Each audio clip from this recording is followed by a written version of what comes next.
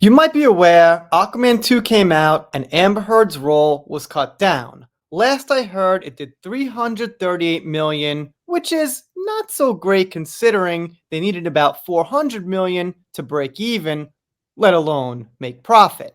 Now this person here, Dolph Lundgren, who is kind of a 80s star, little bit of an Arnold Schwarzenegger copycat, is disappointed in the role reductions. This here's from UPI from January 11th. Never heard of them, but they say Dolph Lundgren disappointed, his Amber Heard's Aquaman roles reduced in reshoots. Now, I've mentioned him before, and he used to defend Amber back in the day, saying things like, she's great, she's got a great personality, people love to be around her on set, and things like that. And once again, he's got to pitch in and say, oh no, Amber's role was reduced, it should have been cut totally. They should feel lucky it was reduced, but alright, here we go.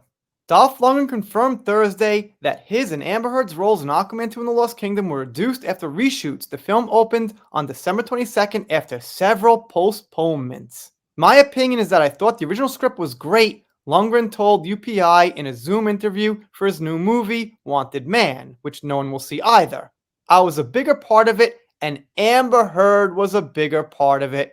I mean, I guess he could technically mention Amber, but why? I think he kind of likes her. Looks like she's his type. He probably has these fantasies like maybe she'll come on to me now. But that's my personal speculation. Who knows? The Hollywood Reporter reported that the Aquaman sequel originally was to include a cameo by Michael Keaton as Bruce Wayne. Keaton appeared in The Flash, but after the studio canceled Batgirl, which also featured Keaton's Bruce Wayne, Ben Affleck reportedly filmed the cameo.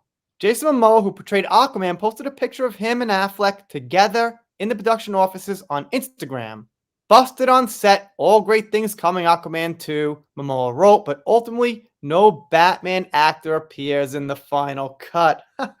Kind of funny. Here it is. By the way, we're well off track now, but this is the order they wrote the article in. I guess they're just, using Amber's name and then throwing in some other things.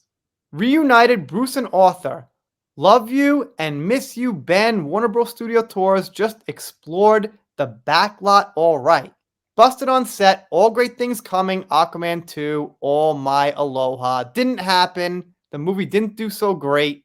I guess you could say, I was going to say D-, but not really. Losing money, I guess it got an F. Alright, so yeah, it really didn't do so great. The studio decided, I guess, to just reshoot a bunch of footage to try to rebuild a slightly different storyline, Lundgren said. That's tricky because you can't reshoot the whole movie. No shit. The reason they had to was because of someone named AH. And if they featured her in more of the movie, it would have done worse. Not like it didn't really hurt at her being in like 20 minutes anyway. Lundgren plays underwater king Nereus. His daughter, Mera, is Aquaman's wife. In the finished film, Mera is injured early and recovers for much of the movie. She and Nereus, if I'm saying that right, I've got no idea, join Aquaman, Orem, and Atlanta in a journey to stop Black Manta in the finale. When you start inserting different story elements into something with which there was a unity that worked, then you can get in trouble, Lundgren said. It was a little frustrating for me. I felt a little disappointed, but life goes on. Well, he happens to be right, but not because he's so smart and knows a lot of things about script writing. It's because it's a real easy one here. You can't cut out a bunch of Mera and a bunch of story and replace it easily without getting a mess. UPI reviewed Aquaman and the Lost Kingdom favorably, citing the film's irrelevant humor, making the convoluted plot fun to watch. So the humor made up for the disjointed, convoluted plot. I don't know firsthand, I've never seen it, but that's what sources say pretty much across the board. So I'd bet that's the case. Anyway, once again, we got this guy here defending you-know-who.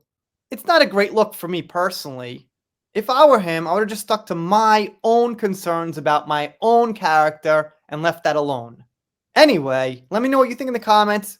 Doing pop culture, entertainment, whatever comes up that's relevant in the news. If you're not subscribed here, consider it. If you don't, I'll be sad, but I'll get over it. See you next time.